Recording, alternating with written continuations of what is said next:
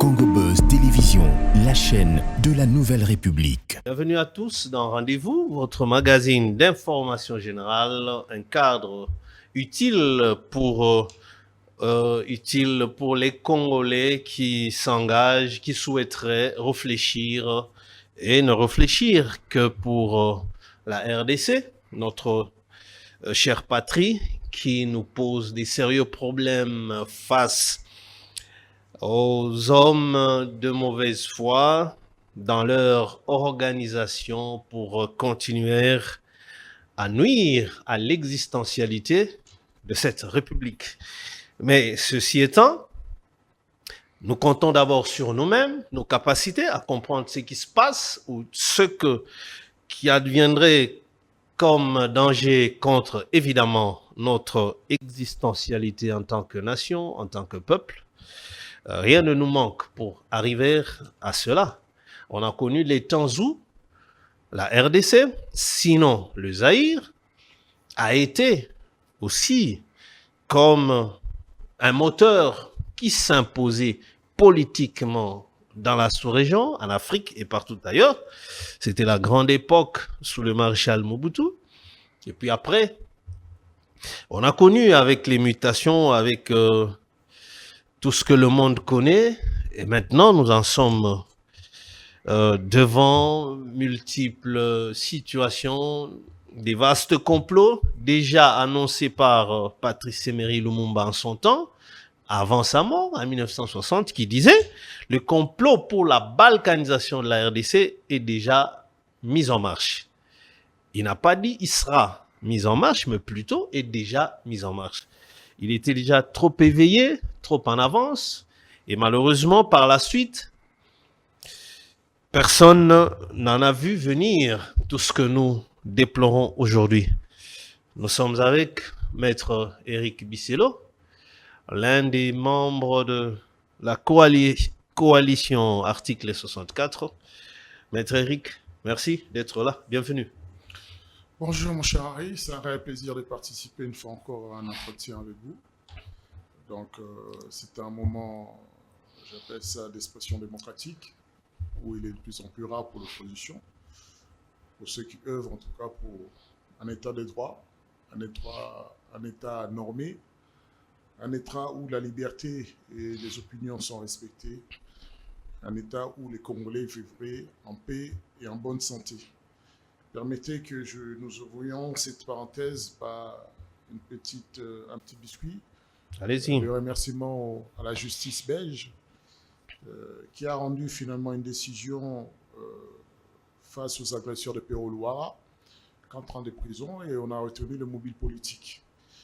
Où nous avons vu effectivement que le gouvernement, le régime de Tshisekedi veulent faire taire l'opposition démocratique, dans sa généralité. Ils veulent faire taire le droit d'expression, le droit de réfléchir, de penser autrement. Et donc, ils recrutent des mercenaires quand vous êtes à l'étranger, comme en Belgique, en France et partout. Ils recrutent des mercenaires pour venir vous agresser, tenter de vous tuer. Il se trouve que l'avantage ou bien la chance de nos amis qui sont dans des pays plus ou moins civilisés, dans des pays où les droits s'exercent, où la police fait son travail, et le juge fait son travail conformément à l'esprit de leur texte, là-bas, nos concitoyens sont protégés. Et lorsque vous faites agresser, on identifie les véritables agresseurs, on les arrête et on les juge. Et finalement, ils sont condamnés. Et c'est là que se clôt le chapitre judiciaire. Bien sûr, il y a toujours le fait de faire appel, mais le fait d'être condamné en soi déjà, avec en plus des circonstances aggravantes, cela démontre bien effectivement la participation active de ces mercenaires à la guerre politique, à la guerre de régime que mène le régime contre l'opposition congolaise, donc dans sa généralité. Donc, saluons la justice belge qui ne joue pas le jeu de ce régime qui est moribond et qu'il préserve les intérêts de nos concitoyens quand ils se trouvent sur leur territoire. Puisque vous avez évoqué le procès mettant en cause Pero Luara et ses agresseurs. Est-ce que vous avez évidemment aussi évoqué la liberté d'expression? Est-ce que Pero Luara, puisqu'il s'agit de lui, ce que lui fait, c'est prononcer à longueur des journées, c'est toujours dans le cadre de la liberté d'expression ou il ne devrait pas aussi observer certaines disciplines parce qu'il ne frise que tout le temps l'injure, l'insulte. Je ne sais pas si vous êtes d'abord juriste, de formation et pratiquant. Est-ce que vous trouvez aisé le comportement verbal de Pero Luara qui emballe et les informations et les insultes? Tout cela, vous le casez dans le compte de la liberté d'expression? Tout d'abord, il faut le dire, Pero Luara est un journaliste équilibré, connu en République démocratique du Congo, qui est expert dans le domaine de la communication, qui maîtrise l'art de la communication. Et le fait que vous disiez que ses propos, par moments, frisent l'insulte, bien frise la diffamation ou l'injure, ça c'est, je pense, selon votre lecture peut-être du droit congolais. Dans Belgique, ce n'est pas le droit congolais qui s'applique. La liberté d'expression n'est pas la même chose qu'ici. Il n'y a pas d'offense au chef de l'État là-bas. Parce qu'ici, quand vous dites friser, ne veut pas dire injure. C'est une question maintenant d'interprétation. C'est celui qui l'écoute qui dit friser. Ça effleure, ça correspond, mais ça ne l'est pas. Et si aujourd'hui, ceux qui gèrent mal ces pays ont intenté des actions contre Pero Luara là-bas et ils ne l'ont pas gagné à ce jour, c'est que Pero Luara est dans son bon droit et que la liberté consacrée là-bas, lui aussi, réservée, il exerce pleinement, sans violer une loi quelconque. Donc, par là, je ne veux pas ici faire des comparaisons avec le droit congolais. Je dis juste que c'est libre à chacun de comprendre ou d'entendre. Maintenant, le fait de répéter, de ressasser, de marteler quelque chose ne fait pas de vous un harceleur. Par contre, ça fait de vous un passionné. Surtout que vous êtes en train de défendre la patrie, vous êtes en train de dénoncer ce qui font du mal à cette patrie, à ce peuple. Vous êtes en train de révéler conscience. Donc, c'est un combat d'engagement qui lui a coûté cher, dont le Congolais aujourd'hui devrait lui être reconnaissant. Et donc, je pense en cela que il ne faut pas lire tout le temps les propos de Pero Luara par rapport au traumatisme congolais, parce qu'ici, l'infraction de l'offense au chef d'État, comme je vous le disais, est une infraction obscure qui ne repose sur rien que sur une appréciation particulière, subjective, où on peut vous arrêter pour tout et rien.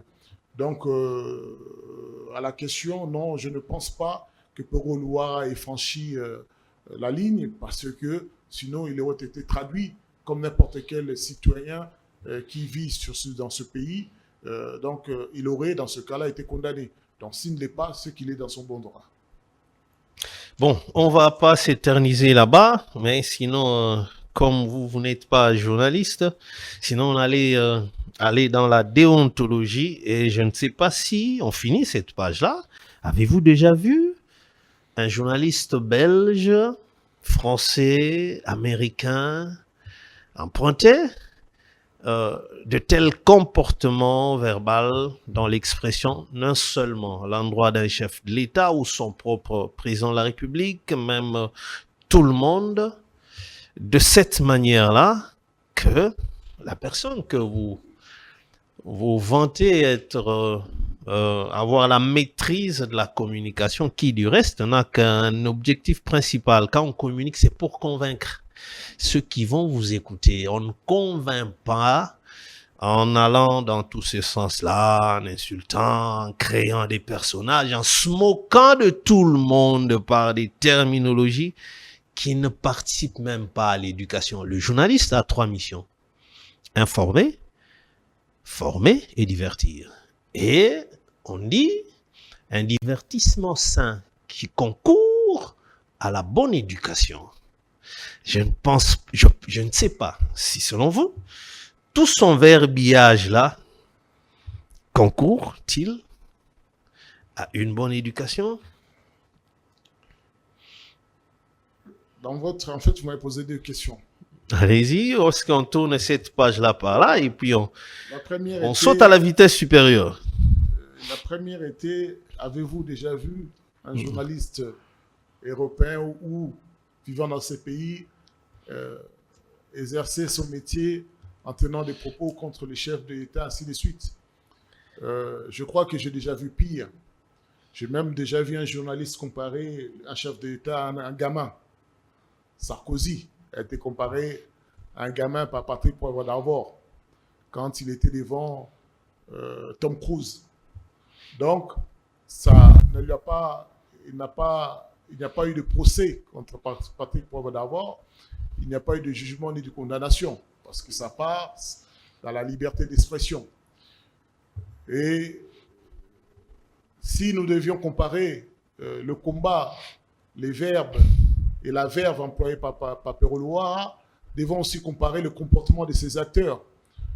Avez-vous vu dans ces pays-là une première dame payer des mercenaires dans les réseaux sociaux pour insulter, maltraiter?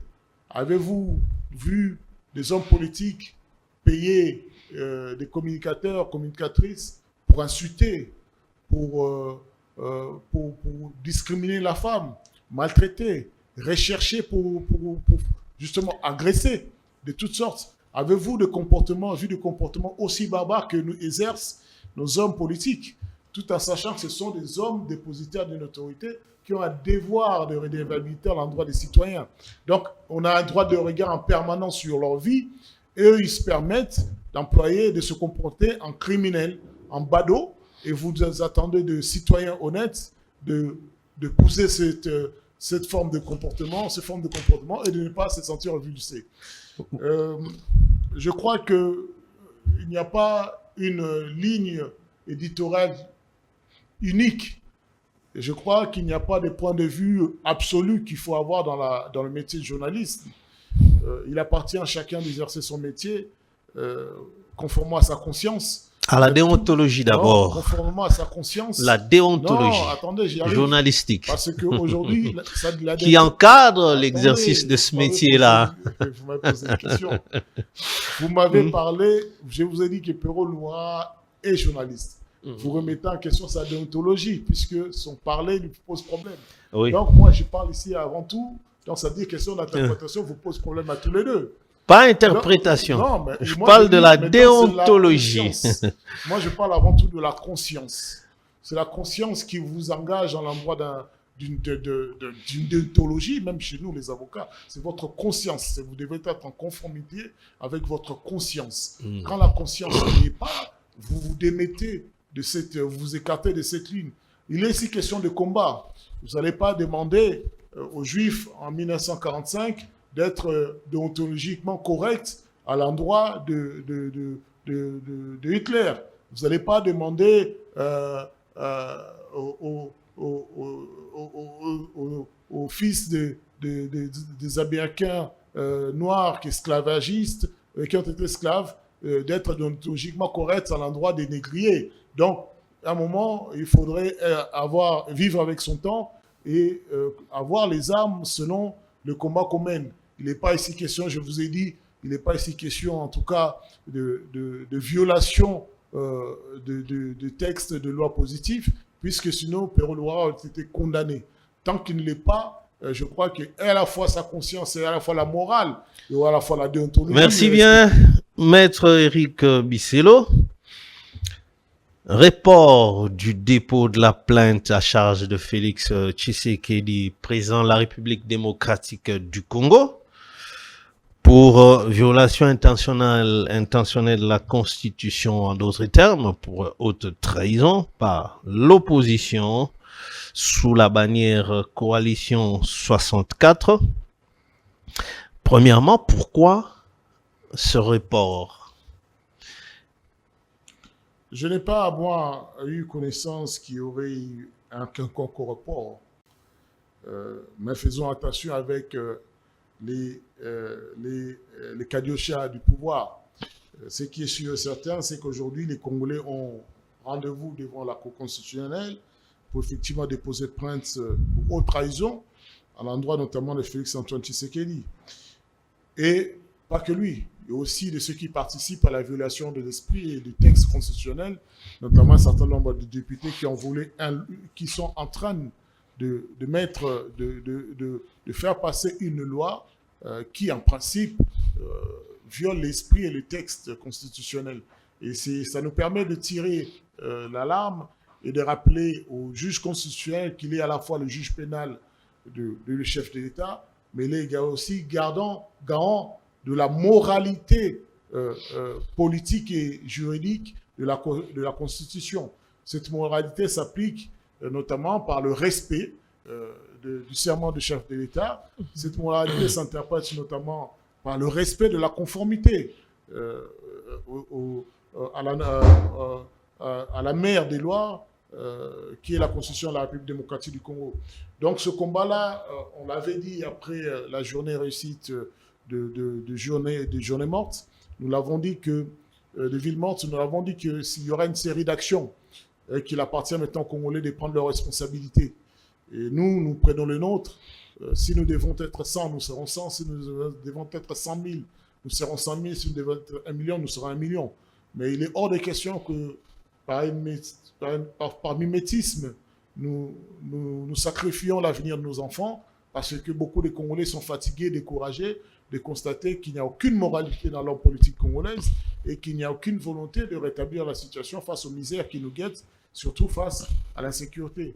Et que l'insécurité grandissant, il y a aussi une balkanisation qui s'est préparée, une soudanisation qui s'est préparée. Nous pensons que démissionner devant une telle responsabilité, nous qui avons en tant soit peu de jugeote, un peu de conscience, ne rien faire, c'est être complice devant l'histoire. Et il appartient à chacun de prendre ses responsabilités si nous voulons voir, dans les décennies à venir, exister la République démocratique du Congo.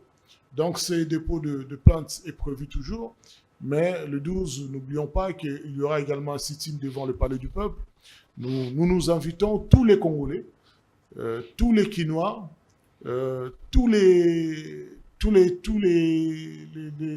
enfants, les femmes, les jeunes de Tchangou, de Mwamba, de Lukunga et ainsi de suite, de venir dire à ces députés que vous êtes venus dans cette majestueuse salle pour les intérêts des Congolais, non pas pour vos propres intérêts, non pas pour brader vos voix, non pas pour brader le pays.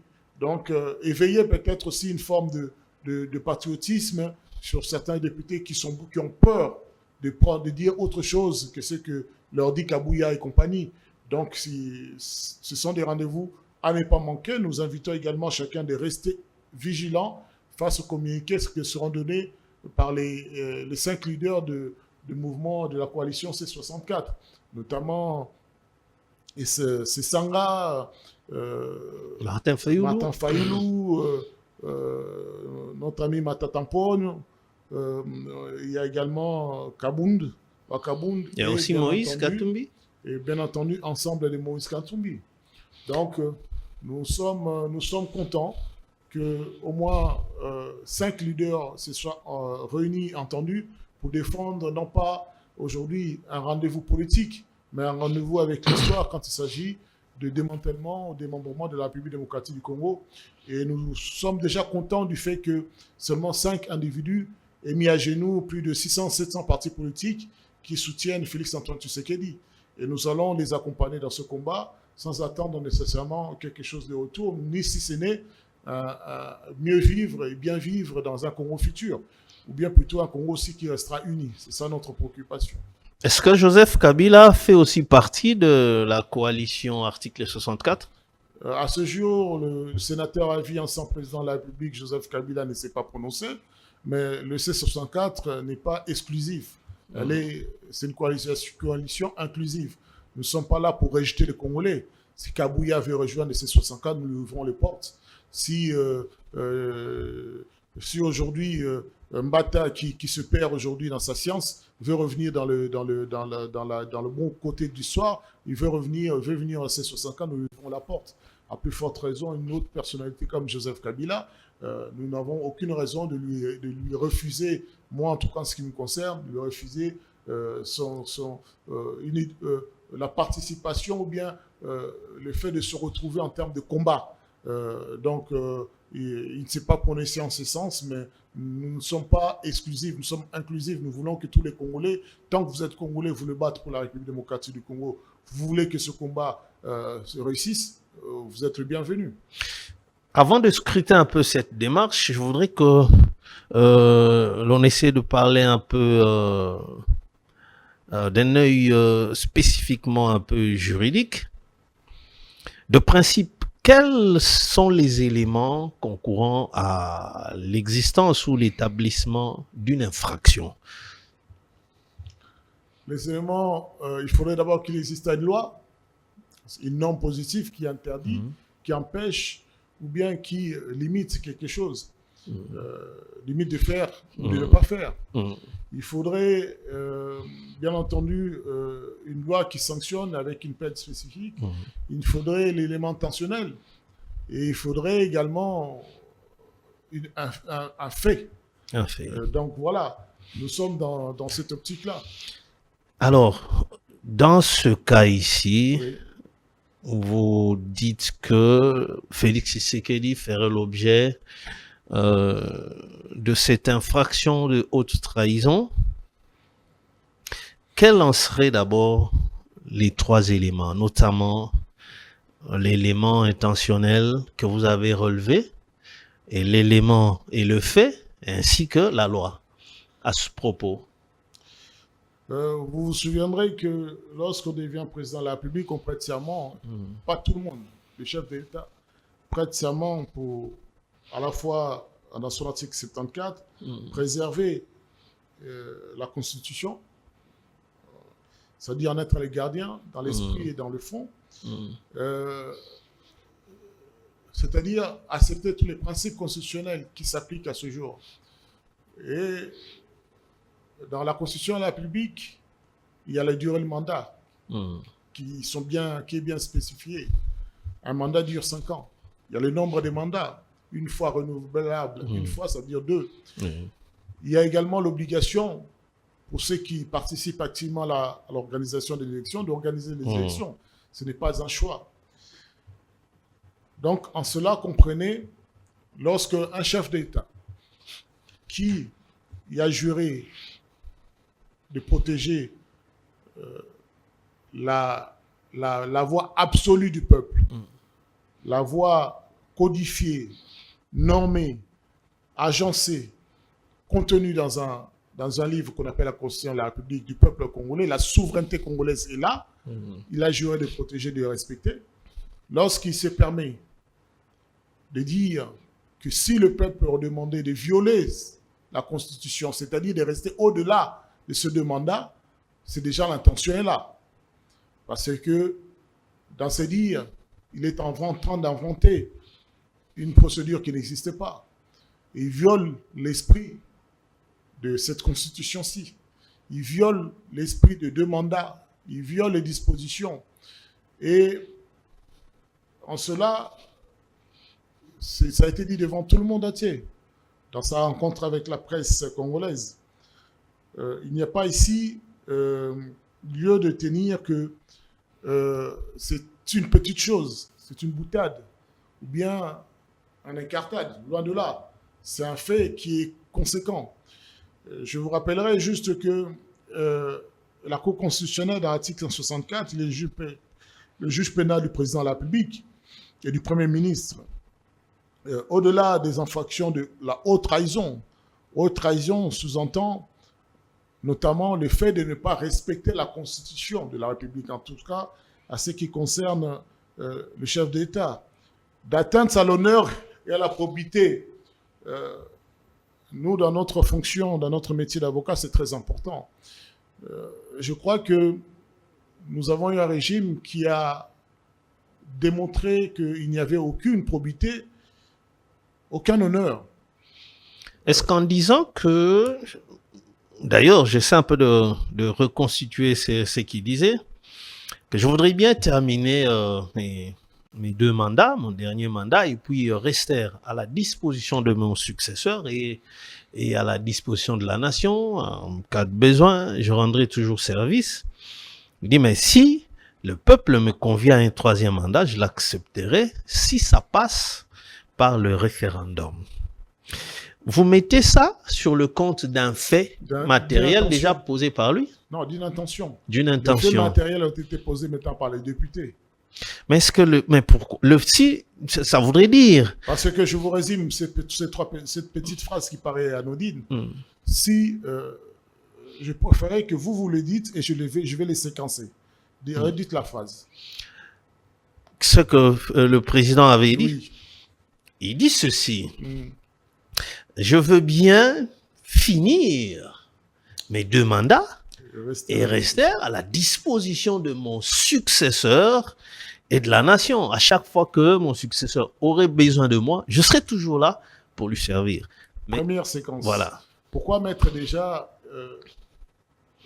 ainsi, ou bien une hypothèse dans ces circonstances, il finira ces 2 mandats et il devra rester effectivement, c'est un devoir pour un citoyen qui a exercé de hautes fonctions, de respect, ça c'est la loi relative aux anciens présidents de la République, de rester disponible, mais également d'avoir un devoir de réserve. Oui. Donc, de rester disponible à l'endroit de ses successeurs, ce que Joseph Kabila avait fait ici, lorsqu'il est parti même se présenter au Sénat, alors qu'il n'avait aucune obligation.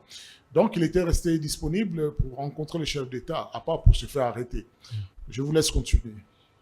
Mais si le peuple souverain lui conviait à un 3e mandat, merci pour cette 2e séquence. Et que non, il sera d'accord que je termine la séquence, sinon vous en aurez 3. Oui, je veux 3 séquences. Allez-y. Si le peuple a déjà cristallisé sa volonté à travers la Constitution de la République démocratique du Congo, votée en 2006, de quel autre fait peux-tu nous parler si ce n'est une volonté imprimée dont il est censé en être le garant? Ça s'appelle la Constitution de la République.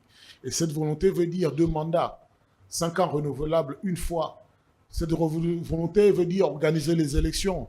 Cette volonté veut dire respecter la Constitution de la République démocratique du Congo. 3e séquence, vous dites, il est en train de parler d'un référendum. Où as-tu lu que le peuple pouvait être consulté par référendum pour accorder un 3e mandat à un président en fin de mandat? Où as-tu lu cela qui lui donnait l'option de ne pas organiser les élections, mais d'organiser un référendum pour que lui reste au pouvoir? Donc, vous voyez qu'il n'y a pas une seule... C'est pas une phrase anodine, c'est une série d'intentions criminelles, mais ce n'est pas parce que nous vous arrêtons ou bien nous voulons vous arrêter avant que vous commettiez les faits que vous êtes ingénu ou bien vous êtes innocent. Non. En conséquence, il appartient à chacun des Congolais, conformément à l'article 64, je le rappelle, lorsque vous êtes dans l'esprit, vous voulez gouverner en violation de la Constitution, il nous appartient de nous ériger. Parce que ce peuple-là, c'est nous, c'est vous. Cette volonté où d'ici, il parle d'un référendum, cette souveraineté nationale, c'est vous, c'est nous. Il ne faut pas partir par midi 14h. Parce que quand la Constitution, dans son article 64, dit chacun a ce devoir-là, c'est-à-dire chacun est ce peuple, nous sommes tous détenteurs d'une portion de la souveraineté nationale. Donc nous devrons réagir. Et on n'attend pas à ce qu'on nous donne le feu vert pour réagir. Vous relevez 2 éléments déjà sur les 3. Il y a la loi, et puis l'élément intentionnel, soit-il.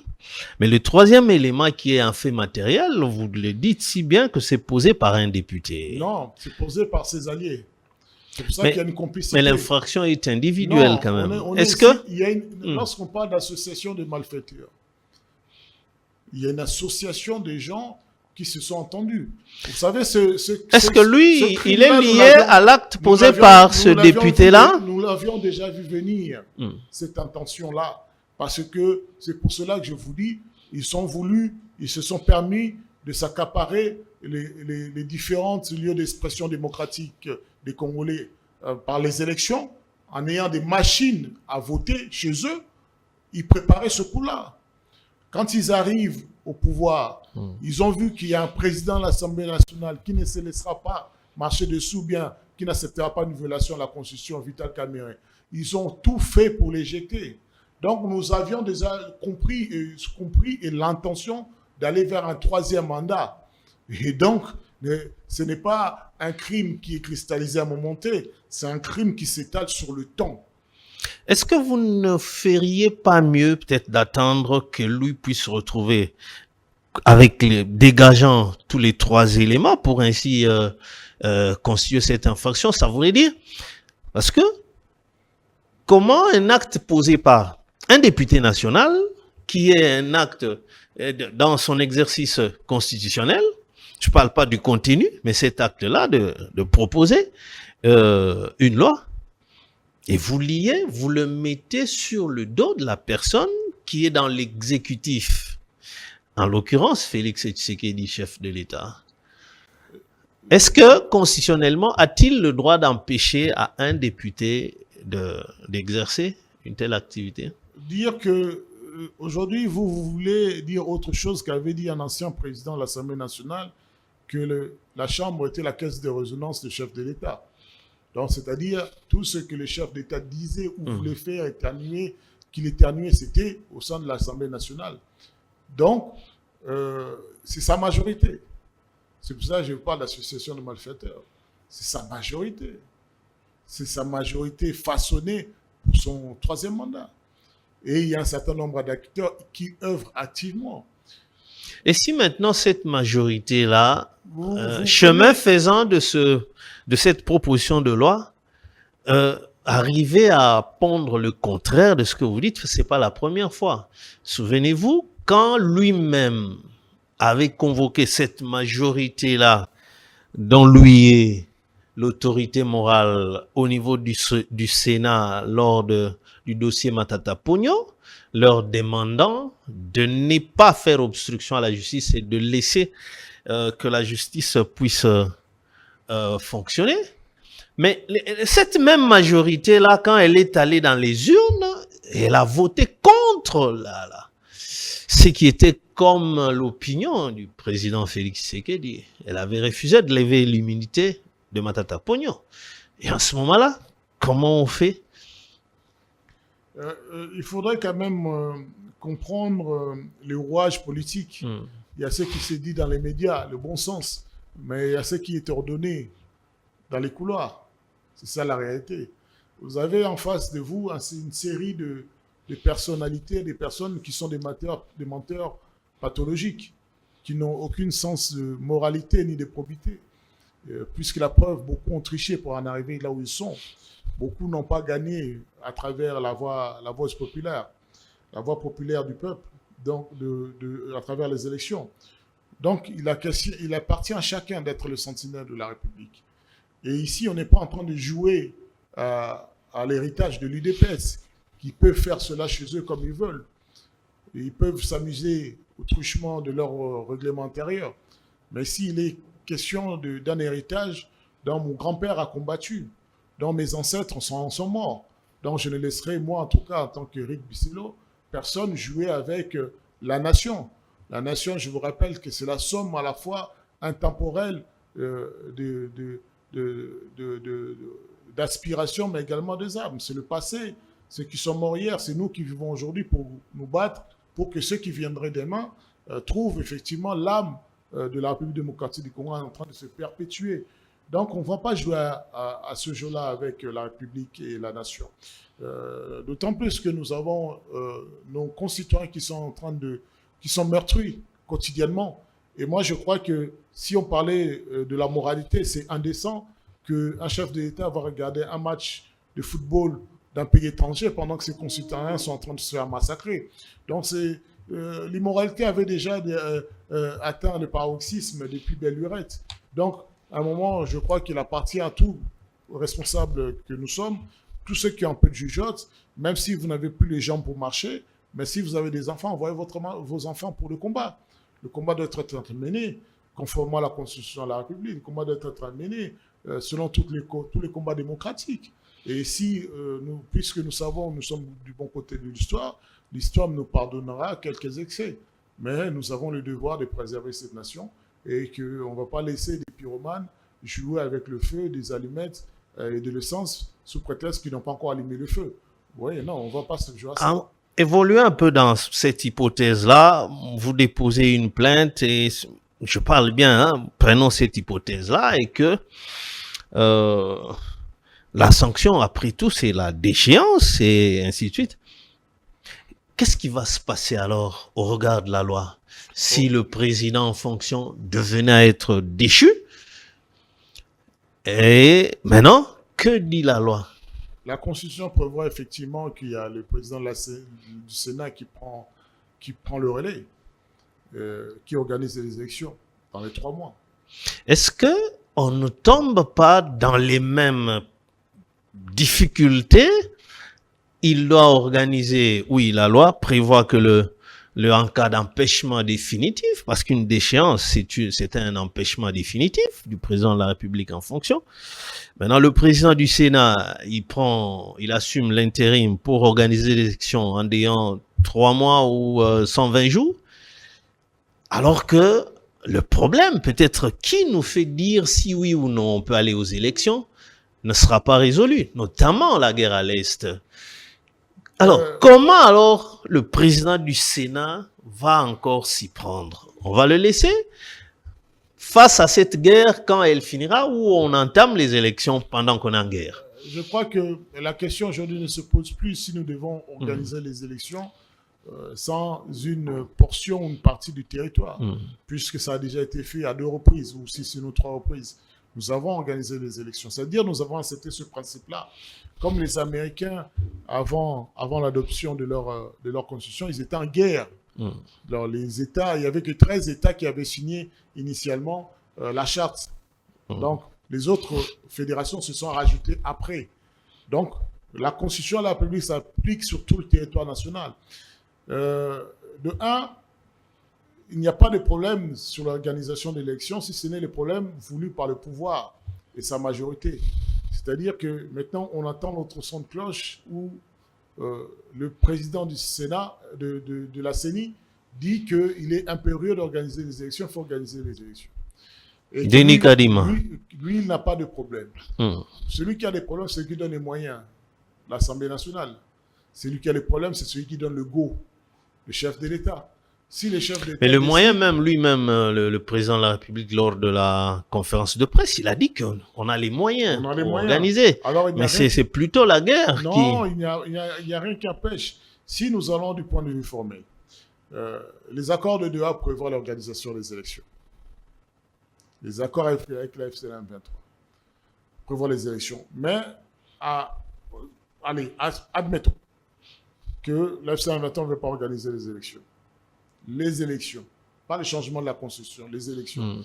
Mais je rappelle juste que nous avions déjà, le chef d'État avait déjà organisé les élections sans les autres Congolais lors des dernières élections. Vous parlez des élections 2023, sans Bunagana, Rutshuru et... Voilà, ça n'a pas changé grand-chose. C'est-à-dire que nous sommes toujours le plus démocratique du Congo.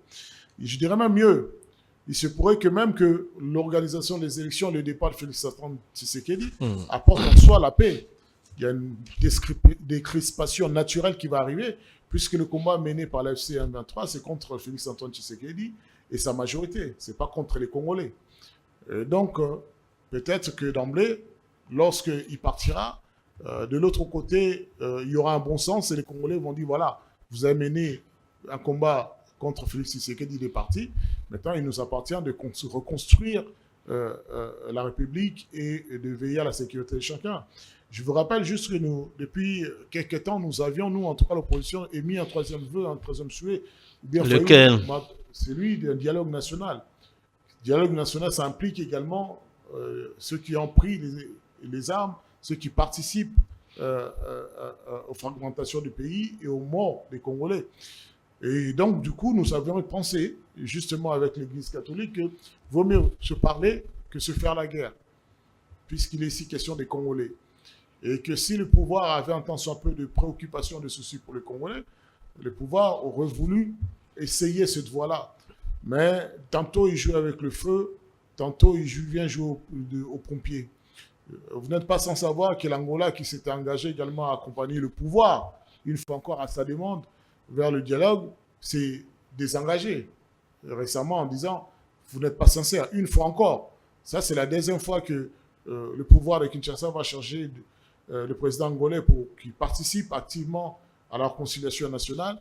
Et il accepte de bonne foi, Est-ce une position officielle de l'Angola? Oui, c'est une position officielle. Et reproche quoi exactement au pouvoir de Kinshasa pour arriver à se désengager? Lorsque j'entends l'argument de dire que même après la mort de Savimbi, nous avons dialogué avec ceux qui avaient pris les armes de l'autre côté, cela veut tout dire. C'est-à-dire que même si sur le papier, nous avions remporté la guerre, notre adversaire était mort, en Angola, cela dit, nous avions quand même le devoir de rassembler les Angolais et nous nous sommes assis autour de la table. Donc, on ne s'est pas donné des prétextes en disant que nous avons gagné. Nous avons peut-être porté un coup décisif avec notre ennemi, donc nous n'allons plus dialoguer. Parce que c'est le dialogue qui défragmente toutes les haines et frustrations qui existent.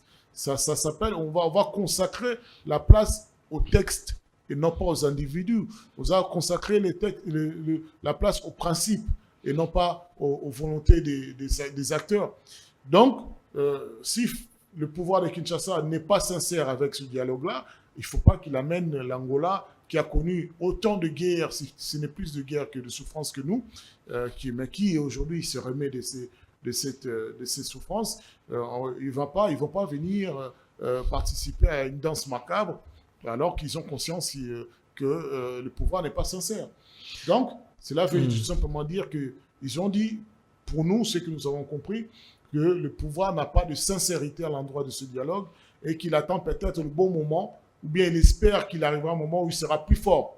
Donc, il mettra l'option de la guerre du sang sur la table plutôt que le dialogue. Parce que si ce n'était qu'une question de dialogue, aujourd'hui, tel que ils avaient commencé cette option, nous serions déjà avancés. L'Église du Christ au Congo, l'ECC, qui avait invité certains leaders kids de l'opposition ainsi que de la majorité, entre autres Martin Fayulu pour le compte de C64, Augustin Kabouya qui est de la majorité, C4, ainsi que André Mbata. L'ECC, au final, pond un communiqué ou sinon donne sa position tout en déclarant, en insistant sur l'impératif du dialogue national inclusif comme une étape obligée ou sinon qui s'impose avant de parler toute révision institutionnelle ou constitutionnelle. Cette prise de position apparemment ne fait pas l'unanimité au sein de l'opposition. Il y a Seth Kikouni, Claudel Loubaya, qui pour eux ne sont pas d'accord. Ils trouvent que l'ECC n'a pas donné une position claire. Par contre, Deli Sesanga, dont je peux lire quelques lignes, il dit ceci, ça c'est Deli Sesanga: je salue la déclaration de l'ECC qui vient de rappeler une vérité fondamentale, que nous avons toujours défendu toute réforme constitutionnelle.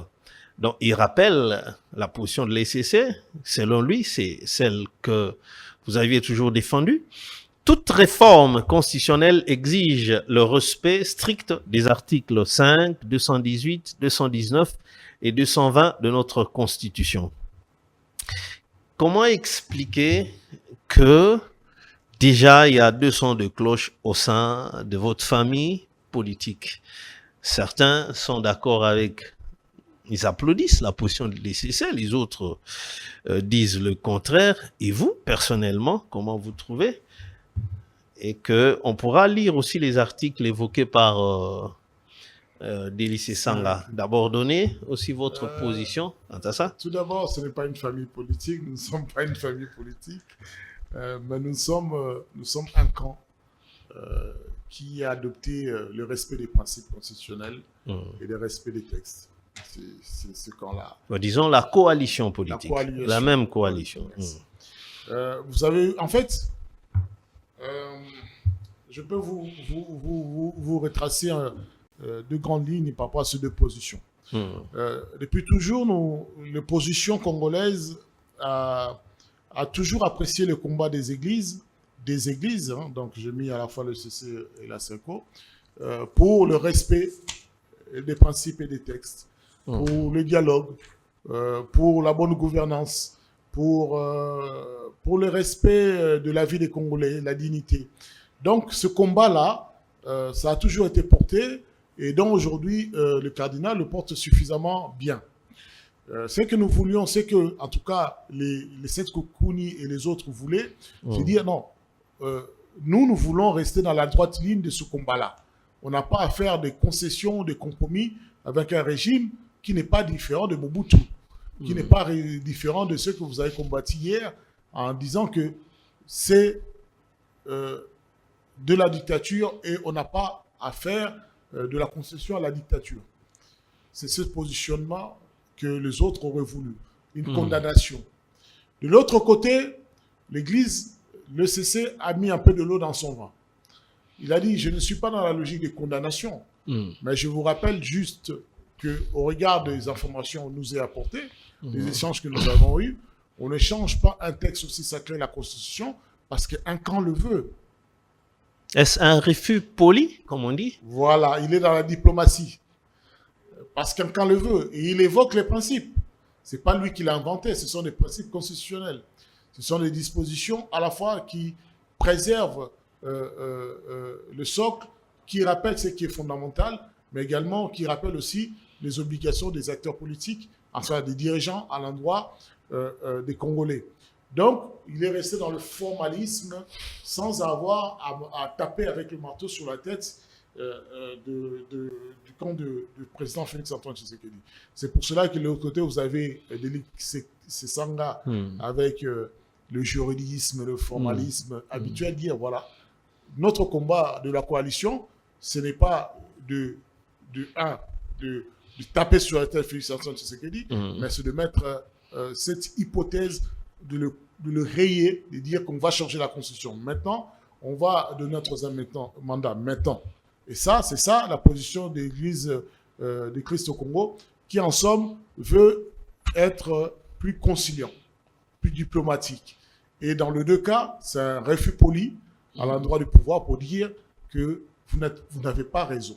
C'est aussi simple que cela. Et moi, je crois que dans les deux cas, j'accepte les positions. Je suis d'accord avec les deux positions émises par mes amis. Oui, il n'a pas fait ce qu'il faisait dans le passé. Et, prendre une nouvelle orientation sans pour autant se prostituer, c'est pas plus mal. C'est les résultats qui comptent. Nous sommes ici opposition politique non radicale, républicaine. Et donc, nous devons aussi par moments mettre de l'eau dans notre vin. Quand nous demandons dialogue, le dialogue, c'est aussi toujours avec le pouvoir. Même si nous voulons assez que cette transition démocratique, qui fait partie également des principes constitutionnels, se fasse dans le temps et conformément à la Constitution. Mais le dialogue, ça ne se fait qu'avec l'autre. Même s'il n'est pas d'accord avec vous, même s'il vous arrête, même s'il commet des exactions. Mais ça s'est fait toujours le dialogue avec celui qui vous fait de mal et non pas celui avec qui vous partagez les mêmes idées. Je crois que c'est une position, la démarche de l'ECC est à louer et à respecter. Et c'est à considérer également. Je crois que la majorité, quand elle a pris cette gifle-là, elle a considéré que c'est comme une gifle de papa à l'endroit de son enfant qu'il aime bien, plutôt qu'un inconnu qui vient vous tabasser votre enfant. Donc, dans tous les cas, les principes sont respectés. Et si le gouvernement ou sinon le président de la République ne voudrait pas voir ceux qui ont pris les armes une fois de plus ayant tué les Congolais pour revenir par une telle occasion de dialogue, poser des problèmes pour finalement revenir encore dans les institutions, comme qui dirait que comment allons-nous arriver à stopper ce chèque en blanc des Congolais qui ne feront que y aller par les mêmes méthodes de prise d'armes pour accéder aux institutions. Est-ce que cette position-là, en quoi elle serait pas bonne, selon vous? Il y a dans notre constitution une première page, on appelle le préambule. Le préambule, aujourd'hui, c'est ce que répète le président de la République, Félix-Antoine Tshisekedi. Et que nous ne pouvons pas, c'est pour cela la raison d'être de ces constitutions, nous ne pouvons pas accepter dans un État qui se veut un État de droit que ceux qui sont en politique aujourd'hui deviennent riches, sortent de la politique avec des intentions quelconques, prennent des armes pour revenir dans la politique. Mais en même temps, Félix-Antoine Tshisekedi et son régime avaient le devoir de respecter ce qui est écrit dans la Constitution, de ne pas chercher la guerre, de ne pas prendre les armes, de ne pas prendre les biens des autres Congolais, de ne pas arrêter les familles des autres Congolais, de ne pas mettre en sécurité les autres Congolais, de ne pas traquer, tuer ou bien maltraiter les autres Congolais. Donc, moi, je considère que l'F-123, quand il prend des armes, il ne s'agit pas de revenir au politique, mais de préserver des intérêts. Et quand on veut préserver les intérêts, on regarde si ces intérêts sont conformes à la Constitution. Oui, elles sont conformes à la Constitution. Les intérêts des Congolais ou d'un Ici, groupe aussi d'individus là, il est qui question constituent cette moi, je ne histoire-là? parle que des Congolais. C'est Félix Tshisekedi et son régime qui a ouvert la porte aux Rwandais. Moi, je ne parle que des Congolais. L'MC23, ce sont des Congolais. Le gouvernement, le chef de l'État l'a déjà admis, toutes les institutions internationales le disent. L'AFC, ce sont des Congolais. Les accords de Doha les spécifient, le rappellent en permanence. C'est des paroles, c'est du dialogue intercongolais, ce qui se passe là-bas d'ailleurs, entre les Congolais. Donc, cette légitimation de prendre les armes pour se défendre, c'est ce que ce que eux ils disent exercer comme étant également conformément à la lecture de l'article 64. Est-ce que cet article-là nous renvoie à la prise des armes contre la République? Cet article-là ne nous prive pas de prendre des armes contre ceux qui violent la Constitution, pas la République, ceux qui violent la Constitution. Donc, si vous violez la Constitution, vous n'êtes plus la République. Vous êtes ennemi de la République. Ceux qui prennent les armes pour vous arrêter sont de la République. Donc, il faut bien faire le distinguo. In fine, moi, je crois que ce n'est pas Félix Tshisekedi qui décide qui doit avoir qui ou pas. Moi, je crois qu'ils ont peur. Ils ont peur qu'autour de la table, ils voient les fantômes revenir, notamment Joseph Kabila, dont ils ont condamné à mort, notamment un certain nombre d'acteurs dont ils ont condamné à mort, et qui veulent la mort. Et que, par contre, ce sont des Congolais. Ils ont effectivement le droit à un respect, à un procès conformément au droit, et non pas à des injonctions. Ils ont le droit à être protégés par la loi, et on ne prend pas les pouvoirs pour devenir oppresseur. On ne prend pas le pouvoir pour maltraiter les autres. On prend le pouvoir pour préserver, pour garantir. Et c'est le positivisme de l'exercice du pouvoir qui vous donne une certaine légitimité morale. Et donc, aujourd'hui, il y a une fragmentation de la société congolaise qui ne se dit pas son nom. Il y a une forte adhésion à un combat de Joseph Kabila par un certain nombre de Congolais. Il y a une forte adhésion d'un certain nombre de Congolais au combat de Nanga. Il y a une forte adhésion de certains Congolais au combat des Congolais qui sont en exil. Donc, il y a une fragmentation de la société, bien que le pouvoir fait avoir son propre socle. En outre, je vous rappelle juste, quand vous me parlez également de la violation constitutionnelle et la haute trahison, il est considéré comme étant un crime imprescriptible d'ériger une milice en République démocratique du Congo. Alors est-ce qu'il y a une milice? Y a-t-il une milice? Les forces du progrès agissent comme une milice. Les forces du progrès en République démocratique du Congo agissent comme une milice. C'est aussi clair et limpide que cela. Donc, ça fait partie. Vous terminez par quel propos, puisque l'émission est complètement finie? À votre question, je dis, le dialogue reste la seule option pour que ce régime s'en sorte plus ou moins bien. Plus ou moins bien. Parce que nous ne voulons pas non plus que ceux qui arriveront au pouvoir demain s'inspirent de la vengeance. Mais on s'inspire du droit pour gérer la République. On ne va pas s'inspirer de la vengeance pour mener des expéditions punitives, de régler des comptes. Ce cycle-là doit cesser. Et c'est pour cela la raison d'être de cette constitution. Mais ce pouvoir n'a pas tenu en considération la constitution. Il est resté dans ses anciennes rancunes. dans ces anciens comportements barbares de la rue, au lieu de se comporter en État. C'est juste cette problématique. Mais le dialogue, aujourd'hui, le pouvoir dit s'en passer quand les Amériques et les États-Unis de Trump leur donnent quelques ailes. Mais aujourd'hui, il faut être complètement aveugle pour ne pas voir que ce ne sont pas les Américains qui viendraient sauver ce régime. Et d'ailleurs, les Américains ne leur accorderaient pas un troisième mandat. Donc, il faut être un bon lecteur de l'histoire et comprendre que même par la petite porte, si on vous propose de sortir, sortez. Il vaut mieux sortir par la petite porte que rester cloisonné dans un espace clos où votre mort serait certaine. C'est ça qui serait difficile. Et moi, je crois que la Constitution, qui est un livre formidable, dans ses débuts, où je vous ai parlé de préambule, et dans sa fin, dans ses appendices, raconte ce qui est en train de se passer aujourd'hui, alors que c'est-à-dire que nous l'avions déjà connu. Et ça, si chacun prenait un peu le temps de bien lire la Constitution et ne pas le parcourir simplement, comprenait que oui, c'est un livre qui n'est pas parfait. Et que c'est pour cela qu'on prévoit de le réviser constamment lorsqu'il y a nécessité, lorsque le besoin se fait sentir, mais pour les intérêts du peuple et de la République, non pas pour les intérêts d'un régime, de quelques individus. Et donc, ici, je crois que pour sauver cette République, puisque le pouvoir n'a pas le moyen de reprendre par les armes l'Est qui est conquis, qui est perdu, le pouvoir n'a pas le moyen de reprendre de protéger les Congolais qui sont en Ituri et compagnie. Le pouvoir n'a pas les moyens d'apporter des solutions aux problèmes des Congolais au quotidien. Il est plus louable de passer la main par le dialogue ou bien par une démission. C'est aussi le bon sens. Voilà. Quant à nous, ça n'est fini pour aujourd'hui. Merci, Maître Eric Bisselo, d'avoir été là.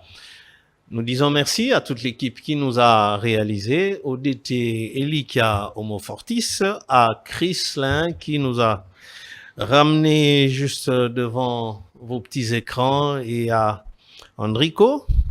Voilà, prenez date et prenez toujours cette habitude de suivre rendez-vous. Eh bien, vos remarques ont toujours été très utiles pour nous. Mais ici, c'est un cadre où on a besoin que des réflexions et non d'insultes et non d'injures. On en a parlé ici. Tout le monde a besoin d'une bonne éducation et pour ses enfants et pour toute la société. Merci, ça n'est fini pour aujourd'hui. Que Dieu bénisse la RDC. Congo Buzz Télévision, la chaîne de la Nouvelle République.